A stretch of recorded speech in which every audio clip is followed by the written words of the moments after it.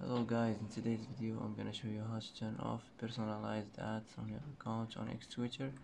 Easy and quick. First click on your profile and now click settings and privacy. Now click privacy and safety, and now here you'll find ads preferences. Click on it.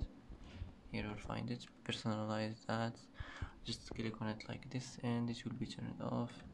And that's how to turn off personalized ads on your account on X Twitter. Easy and quick. And that's it for today's video. If you like this video, don't forget to like and don't forget to subscribe.